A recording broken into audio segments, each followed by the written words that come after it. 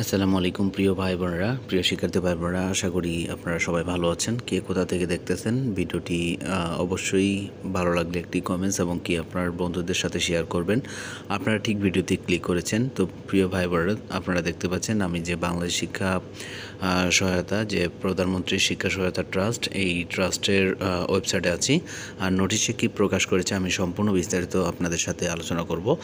তো এই নোটিশে প্রকাশ করেছে যে যারা এখনও উপবৃত্তি টাকা পায়নি, কী কারণে পায়নি, এখানে সম্পূর্ণ স্পষ্টভাবে বলে দিয়েছে। অভিভাবকের এনআইডি বা ভ্যালিডেশন না হওয়ার কারণেই এই শিক্ষার্থীরা 2024-25 যে অর্থ বছর ডিসেম্বর 2024 এবং কি জানুয়ারি থেকে 2025 কিস্তির উপবৃত্তি টিউশন ফিটা পাচ্ছে না।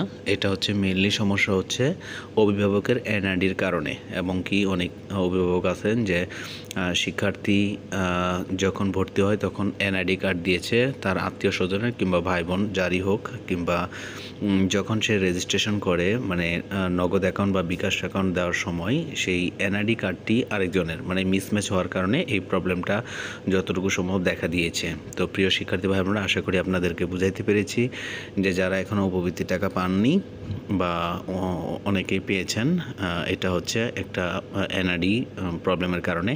আপনারা জানেন গত কিছুদিন আগে একটা এনআইডি কারেকশন এবং কি নগদ অ্যাকাউন্ট রূপান্তরিত করার জন্য নোটিশ প্রকাশ হয়েছিল। তো অনেক শিক্ষার্থীরা আপনারা নোটিশটি পেয়েছিলেন বা নগদে রূপান্তর করেছিলেন, অনেকে নগদে রূপান্তর করেননি। তো এবছরে যখন 2024 সালের যাদের বিকাশ, রকেট, নগদ বিভিন্ন অ্যাকাউন্ট ছিল তাদেরকে এই অ্যাকাউন্টে টাকাটি হস্তান্তর করেছে যে প্রধানমন্ত্রী শিক্ষা সহায়তা ট্রাস্ট সমন্বিত উপবৃত্তির টাকা। তো ষষ্ঠ থেকে দ্বাদশ শ্রেণী পর্যন্ত শিক্ষার্থীরা আপনারা পেয়েছেন। তো প্রিয় শিক্ষার্থী ভাই, আমরা আরেকটা আপডেট নিউজ আপনাদেরকে আমি বলতে চাই যে অনেক শিক্ষার্থী বলতেছে, ভাই আমি তো টাকা পেয়েছি কিন্তু এই টাকাটি তুলতে পারতেছি না, তো এখন আমি কি করব? যদি আপনি আমাদেরকে একটু হেল্প করতেন।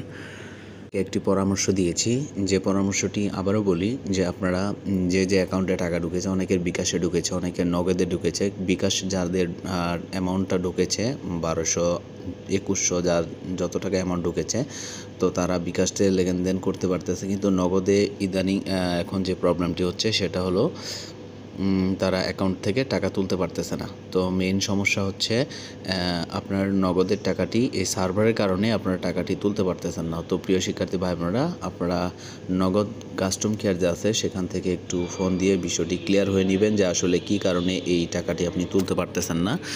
তো আরেকটা বিষয় আমি আপনাদেরকে জানান দিব যে অনেক ভাই বোনেরা আমাকে কমেন্টস করতেছেন যে বিশেষ করে এখন যে কমেন্টসটি পাচ্ছি যে আমার এই মুহূর্তে টাকা ঢুকেছে কিন্তু টাকাটি আমি তুলতে পারতেছি না, কি করব? তো আপনাদেরকে আমি বলবো একটা করণীয়, সেটা হচ্ছে যে আপনারা নগদ কাস্টম কেয়ারে একটু কথা বলে বিস্তারিত জেনে নিন। তো অনেক ভাই বোনেরা আপনারা কমেন্টস করতেছেন, আসলে আমার ভিডিওটি ভালো লাগে দেখে আমার ভিডিওটি দেখেন। আসলে আমি রিয়েল ছাড়া কোনো ভিডিও দিই না। আগে নোটিশ প্রকাশ হলে আমি নোটিশটা দেখে বুঝে শুনে আপনাদের সামনে উপস্থাপন করার চেষ্টা করি। অনেকে আছে যে ভিডিও মানে কন্টেন্ট বানাইতে পারলে হইতে, কিন্তু আমি হচ্ছি রিয়েলটা তুলে ধরার চেষ্টা করি সবসময়। তো প্রিয় ভাই বোনেরা, আশা করি আপনাদেরকে বুঝাইতে পেরেছি। এখনকার যে ভিডিওটি আপনাদের সামনে উপস্থাপন করতেছি সেটা হচ্ছে যে আপনাদের টাকা ঢুকেছে, লেনদেন করতে পারতেছেন না, আর দ্বিতীয়ত হচ্ছে কী কারণে আপনাদের টাকাটি ঢুকতেছে না। আরেকটি প্রশ্ন যেটা পাচ্ছি যে আমি প্রথম ধাপে টাকা পেয়েছি, আমি টাকা পাওয়ার কথা 6000, কিন্তু টাকা পাচ্ছি 2400, বাকি টাকাটি কবে পাবো? তো এখানে প্রথম কিস্তির টাকাটি দিচ্ছে 2024 থেকে জুলাই থেকে ডিসেম্বর পর্যন্ত, এবং কি ডিসেম্বর থেকে জুন পর্যন্ত যে প্রথম কিস্তির টাকা এটি দিচ্ছে। দ্বিতীয় কিস্তির টাকা আপনারা পুরাটি পাবেন আগামীতে। কবে দিবে সেই কোনো নোটিশ এখনও প্রকাশ হয়নি। নোটিশটি প্রকাশ হলে আমি আপনাদেরকে শেয়ার করার চেষ্টা করব। এখনও পর্যন্ত যেহেতু নোটিশ দেনি, তা সেক্ষেত্রে আমি বলতে পারতেছি না, নোটিশ হলে আমি বলতে পারবো। শিক্ষার্থী ভাই বোনেরা, আশা করি আপনাদেরকে বুঝাইতে পেরেছি।